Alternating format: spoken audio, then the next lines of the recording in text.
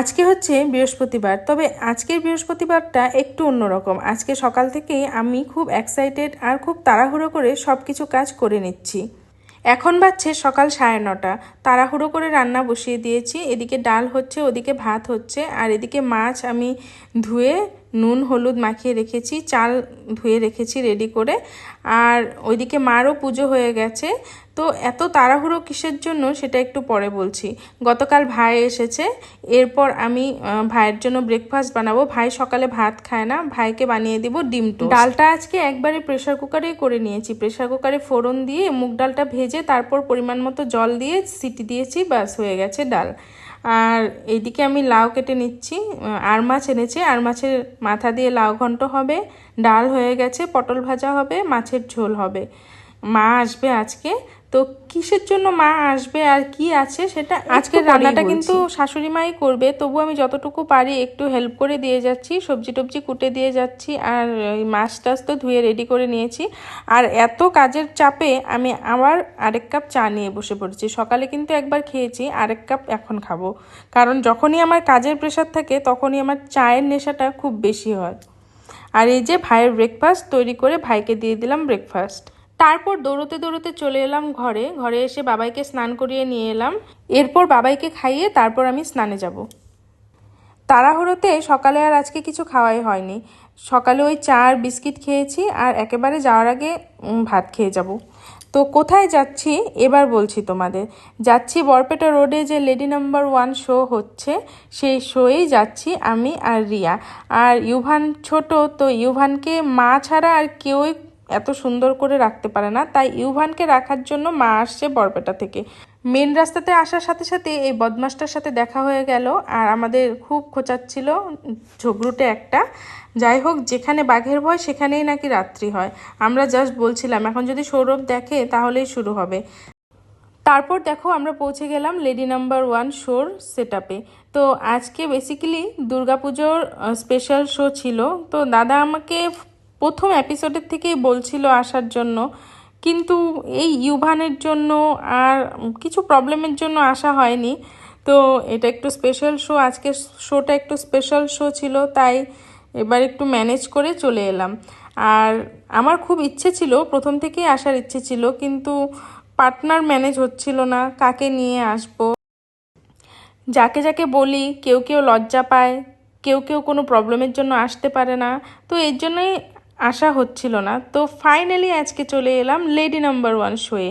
এখানে আসার পর দেখলাম খুব সুন্দর করে সেট আপ করা। যাকগে, মনে হচ্ছিল কোনো বাইরের কোনো শোতে এসেছি শুটিং করতে। জীবনে তো আর কোনোদিন এরকম সেট আপ করা স্টুডিওতে কোনোদিন আর শুটিং করা হয়নি, এই সোর্সে হয়ে গেল। তারপর দেখতেই পাচ্ছ এখানে শুটিং শুরু হয়ে গেছে, খেলা শুরু হয়ে গেছে। টিভিতে দেখলে ফোনে দেখলে বোঝা যায় না, মনে হয় সব কিছুই যেন খুব সহজভাবে হয়ে যায়।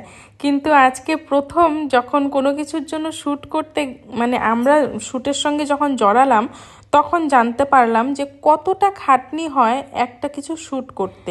সারাদিন লেগে যায় হয়তো একটা শো অর্গানাইজ করার জন্য, মানে একটা শো শ্যুটের জন্য যা যা জিনিস লাগবে সেই সব জিনিস অর্গানাইজ করার জন্য, ম্যানেজ করার জন্য। শুধুমাত্র তারাই বুঝতে পারবে যারা এই শোতে এখন অবধি পার্টিসিপেট করেছে। নতুন নতুন অনেকের সাথে পরিচয় হয়ে গেল আজকে এখানে এসে। ওই ভাইটা তো হাসাতে হাসাতে আমার আর রিয়ার পেটে ব্যথা করে দিয়েছে। তারপর হাফ শ্যুট কমপ্লিট হওয়ার পর চলে এলো আমাদের লাঞ্চ। লাঞ্চে ছিল চিকেন বিরিয়ানি। বাড়ি থেকে আসার সময় একটু মাছের ঝোল দিয়ে ভাত খেয়ে এসেছিলাম, আর ফুটিং করতে করতে তো পুরো খিদে পেয়ে গেছিলো, তাই এবার একটু গোগ্রাসে গিলে নেব। আমি জানা মতে আমাদের স্টেটে কিন্তু লেডি নাম্বার 1-এর মতো শো আমি কখনো শুনিনি বা দেখিনি যে আমাদের স্টেটে এরকম শো হয়েছে। তাই বরপেটা রোডের মানুষদের বলতে চাই যে আমরা অনেক লাকি যে আমাদের জন্য দাদা এরকম একটা সুবর্ণ সুযোগ করে দিয়েছে, বিশেষ করে মহিলাদের জন্য। সত্যি মহিলারা এই শোতে এলে একমাত্র বুঝতে পারবে। আপনারা হয়তো ভাবতে পারবেন বা লজ্জা পেতে পারেন শোটায় আসার জন্য, বা ভয় পেতে পারেন, কিন্তু এই ফিলিংসগুলো কিন্তু আমারও ছিল শোতে আসার আগে। মানে কেমন হবে সবাই, পারবো কি না, ভয় লজ্জা আমার মধ্যেও এইসব ছিল। কিন্তু যখন আমি এলাম আর সব প্রত্যেকটা মেম্বার্স এতটা সাপোর্টিভ, এতটা ফ্রি ফ্র্যাঙ্ক, একমাত্র আপনারা এলে বুঝতে পারবেন। আসার পর মানে এখানে একটা আমরা ফ্যামিলি তৈরি করে নিয়েছিলাম। লাস্টে যখন শ্যুট শেষ হলো, আসার সময় তো আমার মনটা একটু খারাপই হয়ে গেছিলো।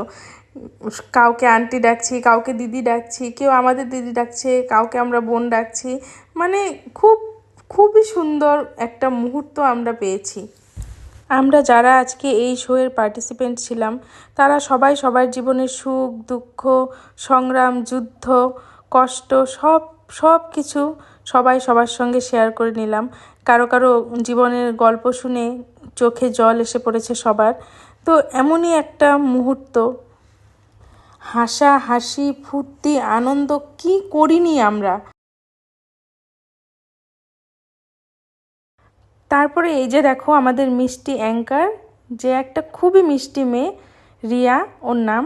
আর তারপর ওই যে আমাদের ক্যামেরাম্যান শঙ্করদা, আরও অনেকেই ছিল। সব কিছু মানে এত ব্যস্ততা ছিল, সবাই ব্যস্ত ছিল, তো সব কিছু তো আর ক্যাপচার করা যায় না।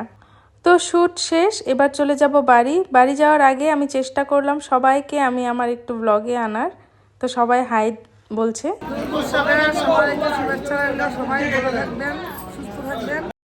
তোমরা সবাই হয়তো এই আন্টিকে চেনোই, ওয়ার্ড কমিশনার আন্টি। আর এই হচ্ছে সেই দাদা যার জন্য আজকে আমরা লেডি নাম্বার 1-এর মতন এত সুন্দর একটা শো পেয়েছি। তাহলে আজকের জন্য টাটা। লেডি নাম্বার 1 শোটা কিন্তু দেখতে ভুলবে না। আর যখনই তোমাদের চোখের সামনে লেডি নাম্বার 1 শোর কিছু আসবে তখনই তোমরা যাই দেখো না কেন লাইক শেয়ার করে দেবে। টাটা।